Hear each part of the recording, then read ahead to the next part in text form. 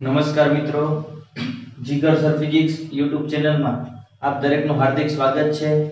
જો તમે લોકોએ મારી આ ચેનલને લાઈક, શેર અને સબસ્ક્રાઇબ ના કરી હોય તો ઝડપથી કરી નાખો અને તમારા મિત્રો અને સ્નેહીજનોને પણ કહો કે મારી આ ચેનલને લાઈક, શેર અને સબસ્ક્રાઇબ કરે। છેલ્લે આપણે ઉદાહરણ જોયું હતું કે ભાઈ એક ચોરસ આપેલો હતો જેની લંબાઈ d હતી, એના ઉપર +q +q +q -q ચાર વિદ્યુત ભારોની ઈ ચોરસના શિરોબિંદુ ઉપર આપણે ગોઠવણી કરવાની હતી। તો એના માટે થતું કુલ કાર્ય શોધવાનું હતું એ ઓપ્શનમાં, અને બી ઓપ્શનમાં ચોરસના કેન્દ્ર ઉપર q0 વિદ્યુત ભારને લાવવા માટે વધારાનું કેટલું કાર્ય થાય ઈ શોધવાનું હતું। બરાબર છે। એમાં એ ઓપ્શનમાં મેં તમને કીધું હતું થોડોક દાખલો બાકી રહી ગયો તો ઈ મેં તમને કીધું હતું કે ઈ તમે હોમવર્કમાં ગણી નાખજો અને આશા રાખું કે તમે લોકો એ ગણી નાખ્યો હશે। ત્યાર પછી આગળ વધી તો બાહ્ય ક્ષેત્રમાં એકલ વિદ્યુત ભારની સ્થિતિ ઊર્જાનું સૂત્ર મેળવો। એકલો વિદ્યુત ભાર હોય એને આપણે લાવવાનું અનંત અંતરેથી, તો એને લાવવા માટે જે કાર્ય થાય ઈ કાર્યની સ્થિતિ ઊર્જાનું સૂત્ર મેળવવાનું, પરંતુ બાહ્ય ક્ષેત્રમાં, બાહ્ય ક્ષેત્ર એટલે બાહ્ય વિદ્યુત ક્ષેત્ર સમજો। સ્થિતિ ઊર્જા આપણે મેળવી નાખી અગાઉ ભણીએ બે વિદ્યુત ભારના તંત્રની સ્થિતિ ઊર્જા, ત્રણ વિદ્યુત ભાર હોય તો એમાં શું હતું, દાખલા તરીકે આ x અક્ષ અને આ y અક્ષ છે, x અક્ષ અને y અક્ષ, એક આ બિંદુ છે અને આ બિંદુ છે, અને સ્થાન સદિશ આપણે કહી દેતા હતા r1 અને આનો સ્થાન સદિશ કહી દેતા હતા r2। આવા બિંદુઓએ આપણે q1 અને q2 ને લાવતા હતા અનંત અંતરેથી। તો આમાં શું થતું હતું વિચારો, બરાબર સમજો। આ પ્રશ્ન આવો હતો, બે વિદ્યુત ભારના તંત્રની સ્થિતિ ઊર્જા મેળવો। અહીંયા પ્રશ્ન અલગ છે, બાહ્ય ક્ષેત્રમાં વિદ્યુત ભારની સ્થિતિ ઊર્જા મેળવો। પેલા એકલ વિદ્યુત ભાર, પછી બે વિદ્યુત ભાર, પેલા આપણે એક વિદ્યુત ભારની વાત કરી, પરંતુ બાહ્ય ક્ષેત્રમાં અહીંયા માત્ર એવો જ પ્રશ્ન હતો, બે વિદ્યુત ભારના તંત્રની સ્થિતિ ઊર્જા મેળવો। આમાં શું થતું હતું, પેલાને અંદર અનંત અંતરેથી લાવીએ આપણે પેલા વિદ્યુત ભારને, તો પેલાને જ્યારે આપણે અહીંયા લાવી તો કાર્ય કરવું પડે કે નહીં? કાર્ય ક્યારે થાય? અહીંયા વિદ્યુત ક્ષેત્ર હોય તો, વિદ્યુત ક્ષેત્ર ક્યારે હોય તો કે વિદ્યુત ભાર હોય તો। અહીંયા ક્યાંય વિદ્યુત ક્ષેત્ર હતું જ નહીં, નહોતું, એટલે પેલાને આપણે લાવી તો કોઈ જ કામ કરવું પડે નહીં, કોઈ કાર્ય થાય નહીં, કારણ કે અહીંયા આજુબાજુમાં ક્યાંય વિદ્યુત ક્ષેત્ર નહોતું। અહીંયા ઉલટું, હવે અહીંથી આપણે વિદ્યુત ભારને અનંત અંતરેથી લાવશું કોઈ પણ વિદ્યુત ભાર, તો એને ક્યાં લાવવાનો છે તો કે બાહ્ય ક્ષેત્રમાં લાવવાનો છે। બાહ્ય ક્ષેત્ર આ x અક્ષ છે, આ y અક્ષ છે। બાહ્ય ક્ષેત્ર એટલે અહીંયા ઓલરેડી વિદ્યુત ક્ષેત્ર ઈ હાજર જ છે, એની અંદર વિદ્યુત ભારને લાવવાનો છે, ત્યારે જે સ્થિતિ ઊર્જાનું સૂત્ર મળે ઈ મેળવવાનું। એટલે આના કરતા તદ્દન અલગ। હા, પછી આમાં આપણે કરતા બીજાને લાવી તો બીજાને લાવી ત્યારે કામ કરવું પડે, કેમ? કારણ કે આ પેલો વિદ્યુત ભાર છે તો એનું વિદ્યુત ક્ષેત્ર હોય, એનું વિદ્યુત ક્ષેત્ર હોય તો એના લીધે વિદ્યુત સ્થિતિમાન પણ કંઈક હોય, આ બિંદુએ વિદ્યુત સ્થિતિમાન હોય તો કંઈક કાર્ય થાય q * v જેટલું, બરાબર છે? એ તો આપણને ખબર જ છે, પરંતુ પેલાની વાત છે, પેલાને જ્યારે લાવી ત્યારે આ કેસમાં કોઈ કાર્ય ન થતું। અહીંયા ઓલરેડી વિદ્યુત ક્ષેત્ર હાજર જ છે, ઈ વિદ્યુત ક્ષેત્રને હું કહી દઉં છું E જેટલું, હું દર્શાવતો નથી। આમાં ટેક્સ્ટ બુકમાં આકૃતિ નથી આપી, એને માત્ર સમજૂતીમાં બધું કહી દીધું છે, પરંતુ આપણે આકૃતિ દોરશું, બરાબર છે? એટલે આપણે લખશું અહીં આપણે બાહ્ય ક્ષેત્રમાં એકલ વિદ્યુત ભારની સ્થિતિ ઊર્જા મેળવવી છે। હવે સમજો, બાહ્ય ક્ષેત્રમાં સ્થિતિ ઊર્જા મેળવવી થાય। બાહ્ય ક્ષેત્ર એટલે શું? બાહ્ય ક્ષેત્ર એટલે આ બાહ્ય વિદ્યુત ક્ષેત્ર, વિદ્યુત શબ્દ નથી વાપરતા, બાહ્ય ક્ષેત્ર શબ્દ। આ બાહ્ય ક્ષેત્ર એવું, આ બાહ્ય ક્ષેત્ર એ જેની સ્થિતિ ઊર્જા શોધવાની છે, જેની સ્થિતિ ઊર્જા શોધવાની છે તેના વડે ઉત્પન્ન થયેલું નથી, તેના વડે ઉત્પન્ન થયેલું નથી। સમજો બરાબર, સમજો ધ્યાન આપો. અહીંયા શું હતું? આગળ જે ભણી જાય એ થિયરી અહીંયા હું આ Q1 ને લાવતો હતો તો અહીંયા કોઈ વિદ્યુત ભાર નહોતો, ના નહોતો. પેલા સૌપ્રથમ વિદ્યુત ભારને લાવી ત્યારે અહીંયા કોઈ વિદ્યુત ભાર નહોતો. મતલબ કે અહીંયા કોઈ વિદ્યુત ક્ષેત્ર નહોતું, કોઈ વિદ્યુત સ્થિતિમાન નહોતું. તો આને હું લાવું ત્યારે કાર્ય 0 કરવું પડે. Q1 ને લાવું, આ Q1 ને લાવ્યું. આપણે સ્થિતિ ઊર્જા Q1 Q2 ની શોધતા હતા આ કેસમાં. હવે હું Q2 ને લાવું તો Q1 ના લીધે આજુબાજુમાં વિદ્યુત ક્ષેત્ર હોય, વિદ્યુત સ્થિતિમાન પણ હોય. અહીંયા કઈક વિદ્યુત સ્થિતિમાન હશે એટલે હું Q2 ને લાવું, Q2 ને અનંત અંતરેથી તો Q1 નું સ્થિતિમાન હોય, Q1 નું વિદ્યુત ક્ષેત્ર હોય. ટૂંકમાં આપણે જેની સ્થિતિ ઊર્જા શોધવાની હતી એનું પોતાનું કંઈક આ વિદ્યુત ક્ષેત્ર હતું. આ Q1 પહેલા નહોતું પણ લાવ્યા પછી તો હોય તો હતું. મતલબ કોનું વિદ્યુત ક્ષેત્ર હતું? તો કે આપણે જેની સ્થિતિ ઊર્જા શોધવાની હતી એનું જ વિદ્યુત ક્ષેત્ર હતું. અહીંયા અલગ છે, આપણે જેની સ્થિતિ ઊર્જા શોધવાની આની તો એનું વિદ્યુત ક્ષેત્ર અત્યારે એના વડે આયા ઉત્પન્ન નથી થયેલું. આ વિદ્યુત ક્ષેત્ર પહેલેથી જ છે, વિદ્યુત ક્ષેત્ર હાજર. આ વિદ્યુત ક્ષેત્ર પહેલેથી જ હાજર હતું. સમજાય છે? આ એવું વિદ્યુત ક્ષેત્ર છે એ આના વડે ઉત્પન્ન નથી થયેલું, એ કોઈ બીજો છે. મતલબ ઉત્પન્ન થયેલ નથી એટલે કે તે અન્ય સ્ત્રોત વડે ઉત્પન્ન થયેલું છે. આ વિદ્યુત ક્ષેત્ર એ આના વડે નથી, એ બીજા કોઈ વડે ઉત્પન્ન થયેલું છે. અને તે સ્ત્રોત જાણીતો પણ હોય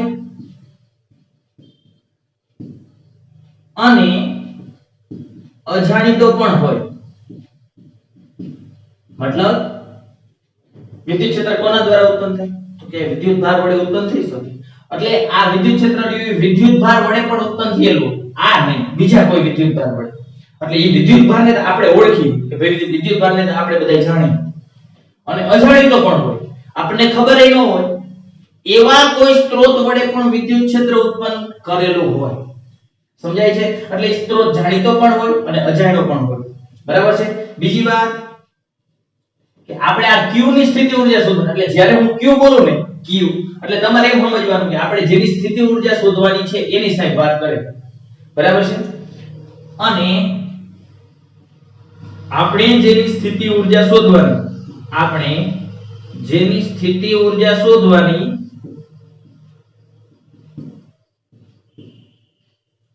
તે Q ખૂબ નાનો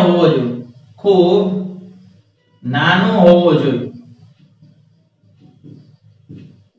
જેથી શું થાય? આ વિદ્યુતભાર ખૂબ નાનો હોય તો આ વિદ્યુત ક્ષેત્ર જેના વડે ઉત્પન્ન થયું એ સ્ત્રોત આના વડે ડિસ્ટર્બ ન થાય. પેલું ચેપ્ટર યાદ કરો. આપણે વિદ્યુતભારને નજીક તો લઈ જઈએ, એવી રીતે નજીક લઈ જવાનો હોય કે જેથી એ જે સ્ત્રોત હોય કે જે વિદ્યુતભાર હોય એ વિદ્યુતભાર આપણા વિદ્યુતભાર વડે ખલેલ ડિસ્ટર્બ ન પહોંચવી જોઈએ. બરાબર છે? જેથી તે સ્ત્રોતને ડિસ્ટર્બ ના કરે, ખલેલ ના પહોંચે. ડિસ્ટર્બ આ રીતે પણ ન કરે. Q ની વેલ્યુ ખૂબ નાની હોય અથવા હજી બીજી રીતે પણ ડિસ્ટર્બ ન થાય. કઈ રીતે? વિચારો. જો આ બધી ધારણાઓ તો ધારવી જ પડે તો જ મેળ આવે. બરાબર છે? અને હજી બીજી રીતે પણ આપણે ધારી શકીએ કે ભાઈ સ્ત્રોતને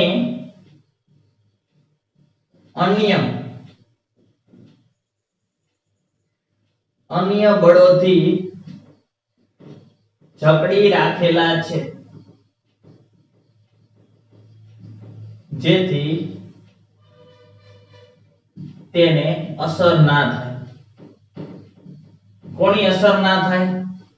કે આ વિદ્યુત ભારને હું લાવું તો આ વિદ્યુત ક્ષેત્ર જેના વડે ઉત્પન્ન થયું ઈ સ્ત્રોત એને આપણે અન્ય બળોથી પકડી રાખેલો ઈ સ્ત્રોતને. જેથી શું થાય કે આને ભલે ને આ તમે નજીક લાવો તો પણ આને આ સ્ત્રોતને કઈ અસર ન થાય, ઈ ડિસ્ટર્બ ન થાય. બરાબર છે? ક્લિયર થઈ ગયું? તો હવે આપણે શું કરવાનું સમજો. આ Q ને અનંત અંતરેથી લાવવાનો. આ વિદ્યુત ક્ષેત્રના દાખલા તરીકે આ ઉગમબિંદુ O છે તો વિદ્યુત ક્ષેત્રના r સ્થાન સદિશ ધરાવતા બિંદુ એ લાવવો હે આપણે.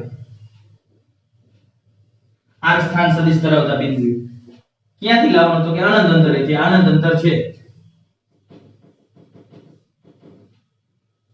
આ અનંત અંતર છે અનંત અંતરે q છે એને આપણે આ રીતે લાવવું આપણે આટલી આકૃતિ દોરશું બાહ્ય ક્ષેત્ર એટલે બાહ્ય ક્ષેત્ર E લખને ક્યાં લાવવાનું છે તો કહી દીધું r સ્થાન સદિશ ધરાવતું બિંદુ જે વિદ્યુત ક્ષેત્રમાં હોય કારણ કે વિદ્યુત ક્ષેત્રમાં સ્થિતિ ઊર્જા મેળવવાની કીધી અને લાવવાનું ક્યાં હોય સ્થિતિ ઊર્જાની વ્યાખ્યા શું કે અનંત અંતરેથી q ને લાવો એકમ લાવો તો સ્થિતિમાન થઈ જાય q ને લાવવાનો કોઈ પણ વિદ્યુત ભારને એને અનંત અંતરેથી આપેલા બિંદુ સુધી લાવો અને જે કાર્ય કરવું પડે એ કાર્ય એટલે એની સ્થિતિ ઊર્જા વ્યાખ્યા તો એની સેમ ટુ સેમ ઓલામાં હતું પરંતુ હવે મને જવાબ આપો બીજું એક ઈ કહી દઉં કે આ બિંદુએ હું આ વિદ્યુત ભારને લાવું આ બિંદુએ તો અહીંયા ક્યાંય જે બિંદુએ લાવું અહીંયા ક્યાંય વિદ્યુત ક્ષેત્ર છે હા છે જો વિદ્યુત ક્ષેત્ર છે જ વિદ્યુત ક્ષેત્ર હોય તો કામ કરવું પડે ઓલામાં શું થતું હતું કોઈ વિદ્યુત ક્ષેત્ર જ નહોતું યાદ કરો x અક્ષ ને y અક્ષ હતું આ r1 r2 સ્થાન સદિશ ધરાવતો બિંદુ q1 ને લાવ તો કોઈ વિદ્યુત ભાર જ નહોતો અહીંયા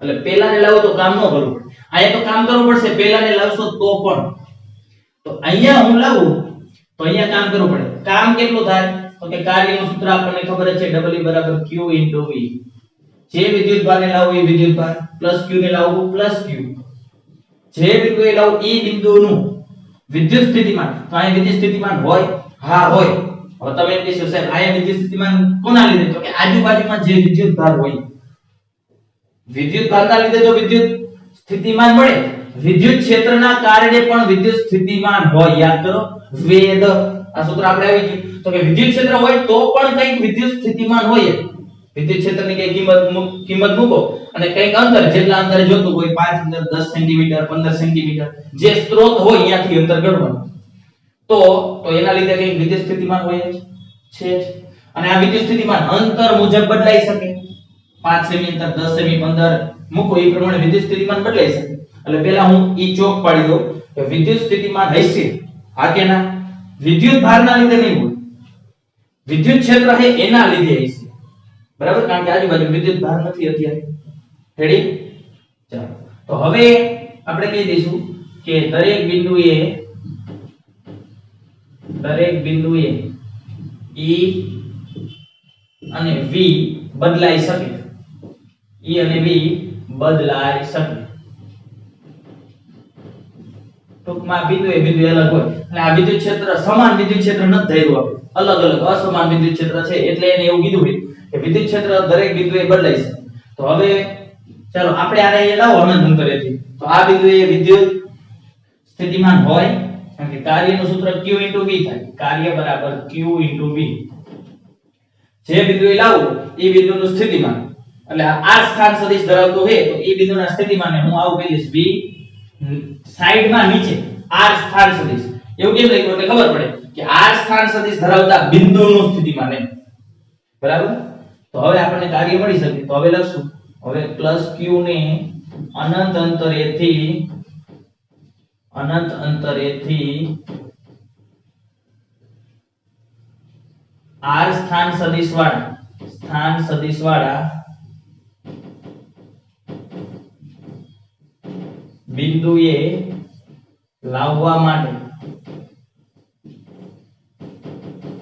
કરવું પડતું કાર્ય ચાલો કરવું પડતું કાર્ય એને આપણે નામ આપી દઈએ q સોરી w તો w બરાબર આપણને ખબર જ છે w બરાબર શું થાય q * v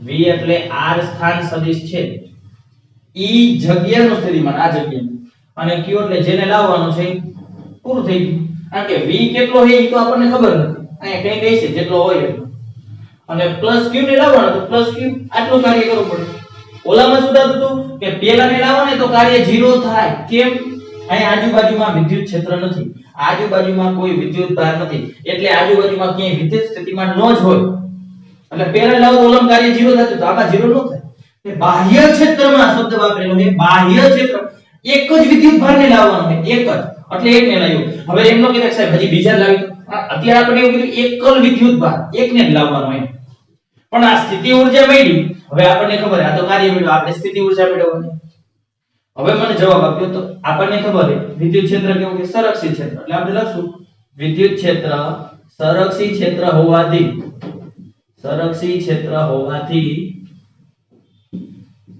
આ કાર્ય સ્થિતિ ઊર્જા રૂપે સંગ્રહ પામે. તો શું થઈ જાય? તો કે u બરાબર q v અને સાઈડમાં નીચે r સદિશ બરાબર પ્લસ છે તો પ્લસ જ છે.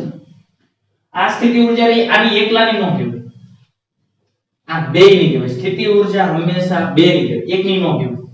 આ ન હોત તો આની સ્થિતિ ઊર્જા મળે જ નહીં. આ ન હોત તો કાર્ય 0 મળે તો સ્થિતિ ઊર્જા થાય. આ બેય છે એટલે સ્થિતિ ઊર્જા છે. આ ન હોત તો સ્થિતિ ઊર્જા ન થાય. આ q છે જ નહીં તો તમે શું મૂકો? q નથી 0 તો સ્થિતિ ઊર્જા 0 મળે. એટલે બેયની સંયુક્ત સ્થિતિ ઊર્જા કહેવાય. પરંતુ આપણે એક જ શબ્દ એટલા માટે વાપર્યો, એક જ વિદ્યુતભારને લાવવાનો. બરાબર છે? એક જ વિદ્યુતભારને લાવવાનો એટલે ક્લિયર થઈ ગયું. તો ટૂંકમાં જ્યારે બાહ્ય વિદ્યુત ક્ષેત્ર હાજર હોય તો પહેલાને લાવો તો કંઈક કામ કરવું પડશે. ક્લિયર થઈ ગયું. જો અહીંયા સુધીનો પ્રશ્ન પૂછ્યો હોય તો અહીંયાથી આગળ આવશે. એકદમ સરળ. બાહ્ય વિદ્યુત ક્ષેત્ર કોનું છે એની ચર્ચા કરવાની છે. ઈ જાણીતું પણ હોઈ શકે, અજાણીતું પણ હોઈ શકે. અને આપણે જે વિદ્યુતભારની સ્થિતિ ઊર્જા શોધવાની એને ખૂબ નાનો રાખવો પડે જેથી આ ડિસ્ટર્બ ન થાય. સ્ત્રોત ક્યાં હી નથી ખબર, અહીંયા એવું નથી કીધું ક્યાં કઈ છે આજુબાજુ. એના લીધે આટલા વિસ્તારમાં વિદ્યુત ક્ષેત્ર છે અને સ્ત્રોતને આપણે અન્ય બળથી પકડી પણ રાખેલો. ક્લિયર થઈ ગયું. જો સ્થિતિ ઊર્જાનું સૂત્ર મેળવો તો અહીંયા સુધી એકદમ સરળ કમ્પ્લીટ. પરંતુ આમાં પણ એ પૂછે કે સ્થિતિ ઊર્જાના એકમો જણાવો. સ્થિતિ ઊર્જાનો 1 ઇલેક્ટ્રોન વોલ્ટ એકમ એટલે શું એવું પૂછે. એકમ એટલે શું? બરાબર. તો 1 ઇલેક્ટ્રોન વોલ્ટ કોને કહેવાય તો એની વ્યાખ્યા આપી દો. સ્થિતિ ઊર્જાના એકમ ખબર છે. હવે આટલું કાઢી નાખો. બરાબર. ચાલો 1 ઇલેક્ટ્રોન વોલ્ટ કોને કહેવાય એ જોઈએ. ઊર્જાના એકમ આપણને ખબર જ છે. ઊર્જા એટલે સ્થિતિ ઊર્જા હોય, ગતિ ઊર્જા ગમે એનો એકમ કયા કયા થાય તો ખબર છે. જૂલ, ઇલેક્ટ્રોન વોલ્ટ એ થાય. બરાબર છે? આ બધા ઊર્જાના એકમ. હવે 1 ઇલેક્ટ્રોન વોલ્ટ કોને કહેવાય આનો અર્થ શું થાય તો સમજો. આપણે જે કાર્ય કરી કાર્ય બરાબર q ડેલ્ટા v સૂત્ર થાય ને. તો સાહેબ તમે તો v લઈ લીધું. v એટલા માટે લખી, ખરેખર તો ડેલ્ટા v આવે. ડેલ્ટા v માં શું આવે? અંતિમ v અંતિમ માઈનસ v પ્રારંભિક આવું આવે. ડેલ્ટા v બરાબર અંતિમ બિંદુનું સ્થિતિમાન માઈનસ પ્રારંભ. હવે અંતિમ બિંદુ આયા આમ જે સ્થિતિમાન હોય ઈ પ્રારંભિક બિંદુ તો અનંત અંતરે અને અનંત અંતરે આપણે સ્થિતિમાન કેવું લઈ લઈએ? અનંત અંતરે એટલે આ પ્રારંભિક. અનંત અંતરે સ્થિતિમાન 0 એટલે v અંતિમ ઈ જ ડેલ્ટા v થાય. બરાબર છે? એટલે આપણે જે તે બિંદુનું સ્થિતિમાન લઈ લઈએ ડાયરેક્ટ. સમજાણું? ખરેખર તો q ડેલ્ટા v સૂત્ર વાપરવું પડે. હવે જો આના ઉપર આનો એકમ 1 ઇલેક્ટ્રોન વોલ્ટ ક્યારે કહેવાય તો એની વ્યાખ્યા આવી છે. સમજો બરાબર. જો વિદ્યુતભાર q બરાબર E બરાબર 1.6 ગુણ્યા 10 ની -19 ગ્રામ કુલમ.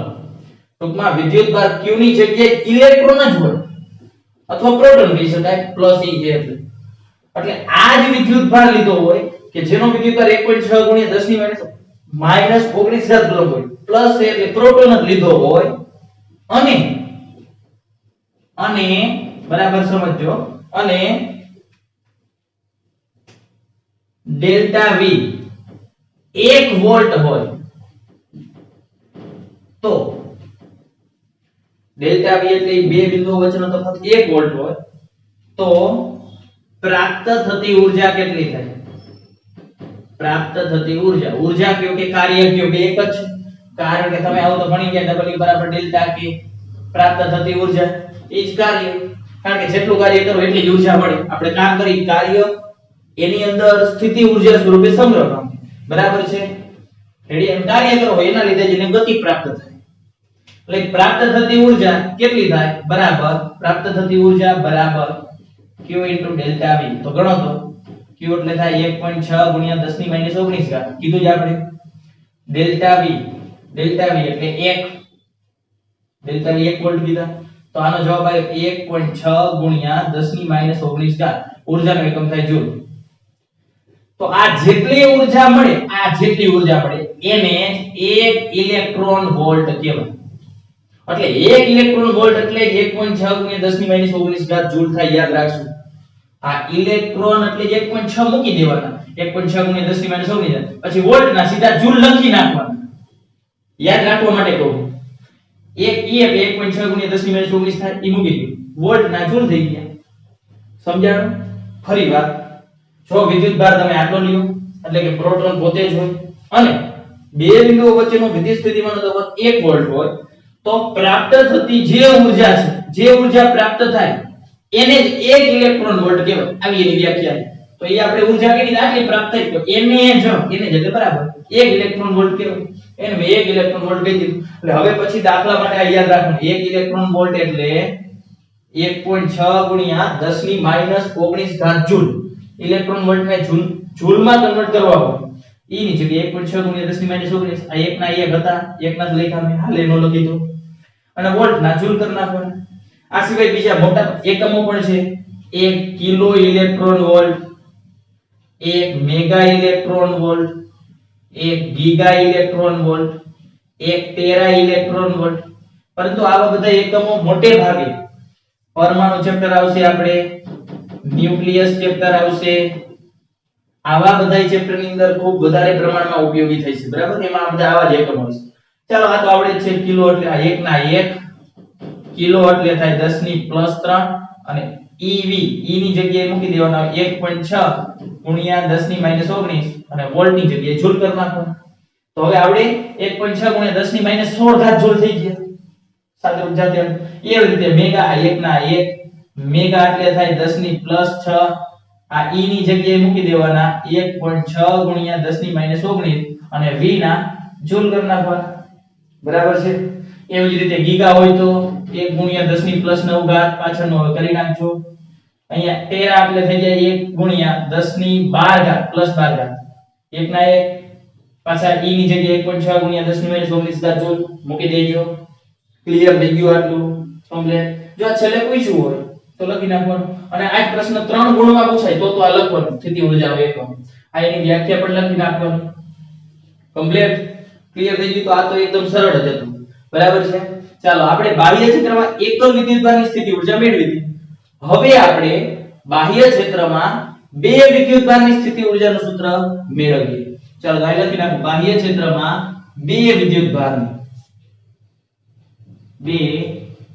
વિદ્યુતભારની સ્થિતિ ઊર્જાનું સૂત્ર મેળવો.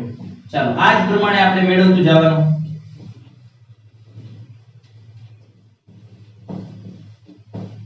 એકદમ સરળ પ્રશ્ન છે, સમજશો તો જ આવડશે. બાહ્ય ક્ષેત્ર કીધું હોય તો પહેલા આપણે બાહ્ય ક્ષેત્ર લખી નાખી, આકૃતિ દોરી નાખી. ચાલો આ x અક્ષ છે, y અક્ષ છે, આ x અક્ષ y અક્ષ ટેક્સ્ટ બુકમાં આકૃતિ નથી આપી પરંતુ એને લખાણમાં લખી નાખ્યું એટલે આપણે આકૃતિ દોરી નાખી. અહીંયા ક્યાંક ઉગમ બિંદુ છે, અહીંયા ક્યાંક બાહ્ય ક્ષેત્ર હાજર જ છે. એને હું દોરતો નથી, ખાલી આ ક્ષેત્ર રેખા વડે બરાબર ખાલી લખી નાખ્યું વિદ્યુત ક્ષેત્ર. બે વિદ્યુતભારની સ્થિતિ ઊર્જા મતલબ બે વિદ્યુતભારને તમારે લાવવાના. એક q1 ને લાવવાનો, q2 ને. ક્યાંથી લાવવાના? સ્થિતિ ઊર્જા એટલે શું થાય? અનંત અંતરેથી. અને સ્થિતિ ઊર્જા એટલે કોઈ પણ વિદ્યુતભારને લાવવાનો એટલે q1 q2. સ્થિતિમાન હોય તો એકમ ધનને જ લાવવાનો હોય. સ્થિતિ ઊર્જા એટલે કોઈ પણ ધન વિદ્યુતભારને લાવવાના હોય. રેડી? ચાલો હવે આપણે આમાં બધું લખવાની જરૂર નથી કે ભાઈ q1 q2 નું મૂલ્ય નાનું રાખવું જોઈએ જેથી સ્ત્રોત ડિસ્ટર્બ ન થાય અને સ્ત્રોતને અન્ય બળોથી જકડી રાખેલા હોવા જોઈએ. એ સિવાય આ જે વિદ્યુત ક્ષેત્ર ઉત્પન્ન કરેલું છે એ વિદ્યુત ક્ષેત્ર આપણે જેની સ્થિતિ ઊર્જા શોધવાની એના વડે ઉત્પન્ન થયેલું નથી, કોઈ અન્ય સ્ત્રોત વડે ઉત્પન્ન થયેલું છે. એ સ્ત્રોત જાણીતા પણ હોઈ શકે, અજાણ્યા પણ હોઈ શકે. ક્લિયર થઈ ગયું? રેડી? એ લખવાની જરૂર નથી, આપણે અહીંયા લખી નાખશું ડાયરેક્ટ. અહીં આપણે બાહ્ય ક્ષેત્ર E ને કહી દઈએ E વેક્ટર. એમાં q1 અને q2 ને બે વિદ્યુતભાર એટલે બે ને લાવવાના. q2 ને અનંત અંતરેથી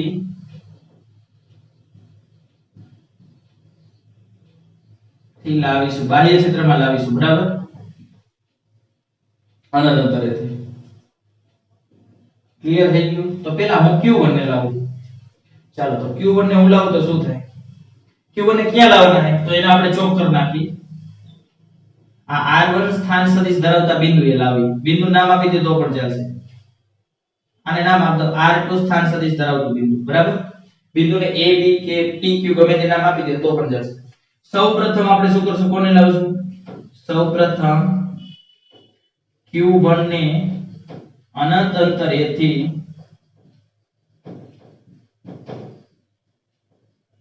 r1 સ્થાન સદિશ વાળા બિંદુએ લાવીશું.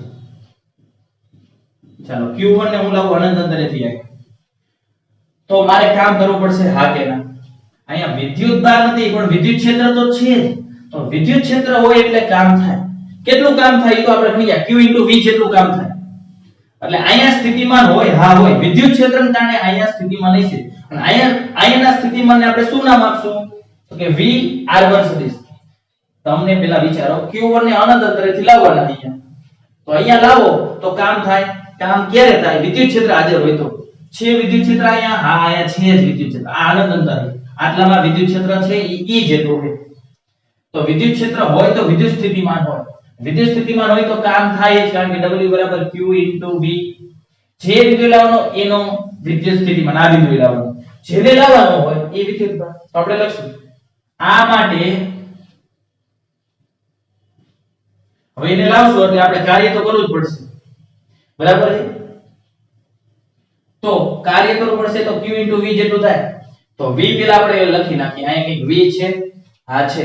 આપણે r1 સ્થાન સદિશ ધરાવતા બિંદુએ વિદ્યુત સ્થિતિમાન કેટલું હશે? તો કે v r1 સદિશ જેટલું. તો આપણે ડાયરેક્ટ લખીએ આ માટે કરવું પડતું કાર્ય. આ માટે વિદ્યુત ક્ષેત્ર હાજર હોવાથી કરવું પડતું કાર્ય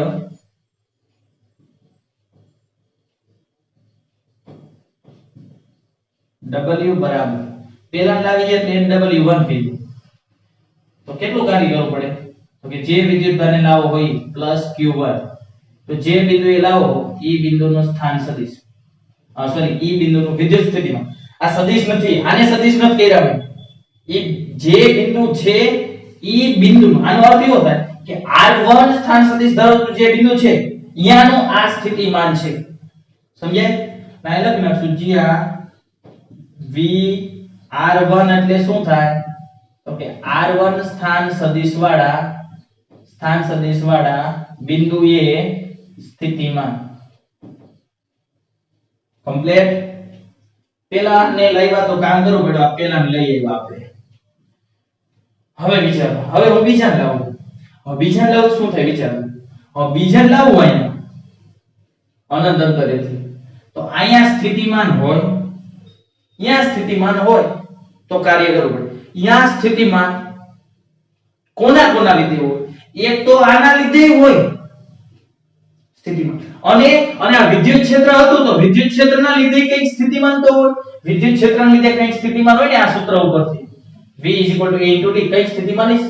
એમ અહીંયા v કેમ લીધા? તો કે અહીંયા આ સૂત્ર મુજબ વિદ્યુત ક્ષેત્રના લીધે કઈક સ્થિતિમાન હોય. વિદ્યુત ક્ષેત્ર હોય એટલે જ વિદ્યુત સ્થિતિમાન હોય. કમ્પ્લીટ. તો આપણે લખવું પડશે. હવે q2 લાવશું તો આપણે r2 બિંદુએ કઈક વિદ્યુત સ્થિતિમાન તો હશે જ. કોના લીધે હોય? તો આપણે લખશું હવે r2 સ્થાન સદિશ વાળા બિંદુએ સ્થિતિમાન, કારણ કે પહેલા સ્થિતિમાન શોધવું પડશે. કેમ? તો કે જે બિંદુએ તમે લાવો એ બિંદુએ લાવવા માટે કરવું પડતું કાર્ય q v r2 સ્થાન સદિશ વાળા બિંદુએ સ્થિતિમાન. અહીંયા સ્થિતિમાન કોના લીધે હોય? અહીંયા સ્થિતિમાન એક તો આના લીધે હોય, આ વિદ્યુત ક્ષેત્રના કારણે, અને બીજું આના લીધે હોય. બેયના લીધે સ્થિતિમાન હશે જ કે, બરાબર છે? તો આપણે લખી નાખીએ. ચાલો, તો r2 સ્થાન સદિશ વાળા બિંદુએ કુલ સ્થિતિમાન એ કુલ સ્થિતિમાનને હું નામ આપી દઉં VR2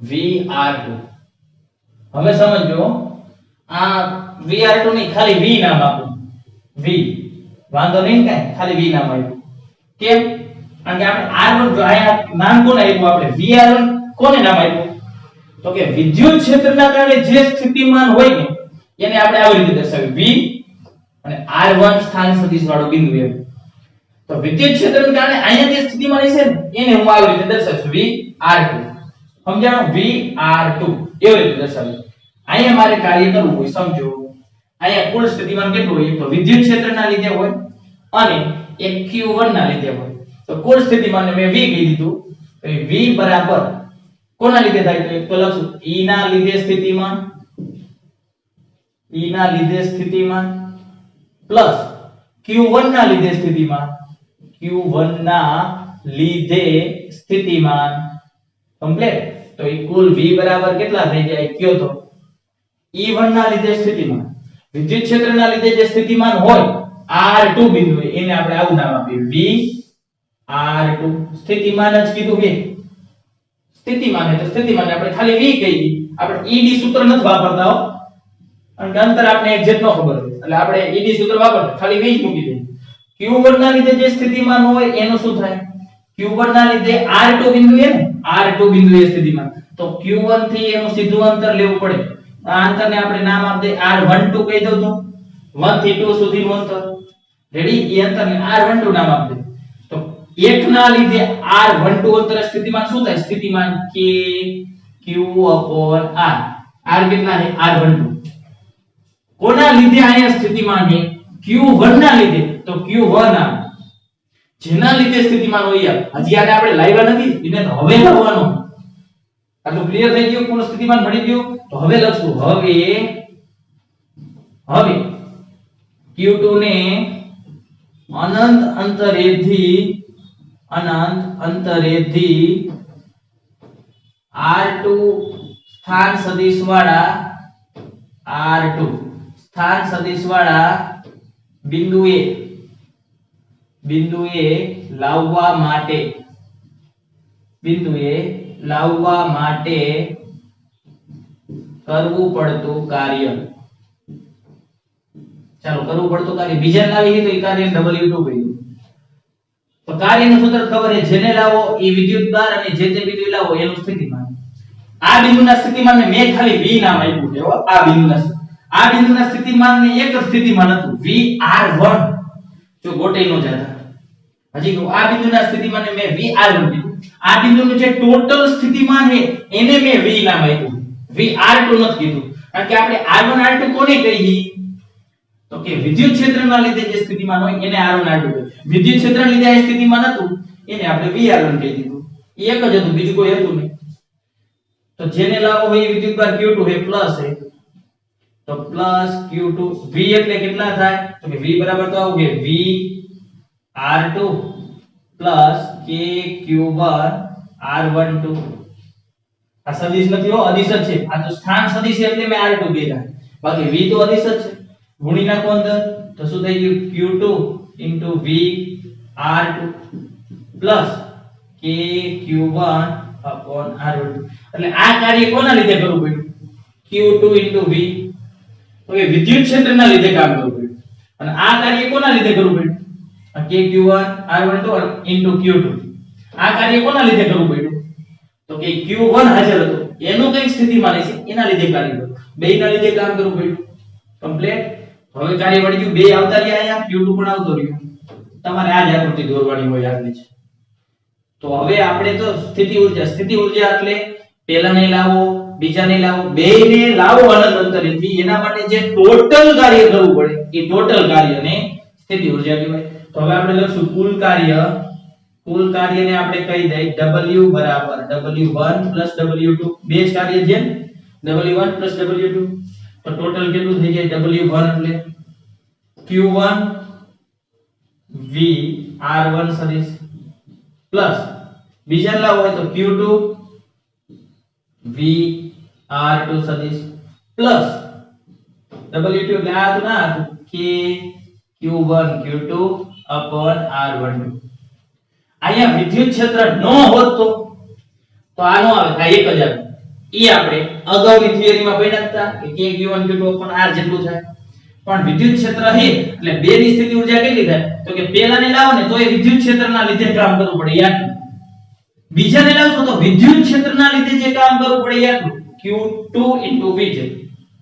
અને આ હે એના લીધે બીજાને લાવશો તો આટલું કામ કરવું પડે. એટલે ટોટલ આટલું કાર્ય કરવું પડે. અને આ નીચે લખી નાખવાનું કે વિદ્યુત ક્ષેત્ર સંરક્ષિત ક્ષેત્ર હોવાથી આ કરેલું કાર્ય સ્થિતિ ઊર્જા સ્વરૂપે સંગ્રહ પામે છે.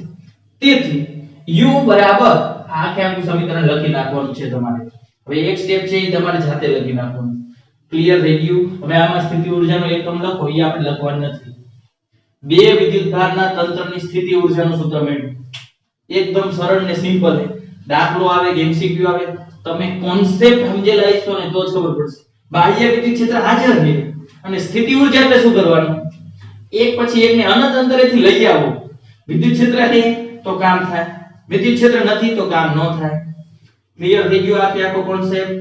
તો આશા રાખું કે તમને પણ આ કોન્સેપ્ટ એકદમ આવડ્યો હશે, તો જ આના MCQ અને દાખલા આવડશે. બરાબર છે? ખાસ વાંચવાનું, બાહ્ય ક્ષેત્ર કીધું હોય ત્યારે આ રીતે આવશે.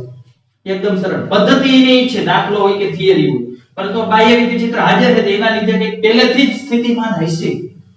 ઓલામાં શું હતું? બે જ વિદ્યુતભારને અનંત અંતરથી એમ ન લાવતા, ત્યારે કોઈ વિદ્યુત ક્ષેત્ર વિદ્યુતભાર હાજર નહોતો, એટલે પહેલી જ વખત કોઈ કામ ન થાય. બરાબર છે? અગાઉની થિયરી એમાં માત્ર એવું કીધું બે વિદ્યુતભારના તંત્રની સ્થિતિ ઊર્જા મેળવો કે ત્રણ વિદ્યુતભારના તંત્રની સ્થિતિ ઊર્જા મેળવો. અને આમાં બાહ્ય ક્ષેત્રમાં આવો શબ્દ ફરજિયાત વાપરશે અથવા બાહ્ય વિદ્યુત ક્ષેત્ર. કમ્પ્લીટ. બાકીની ચર્ચા આપણે આગળના લેક્ચરમાં જોઈશું.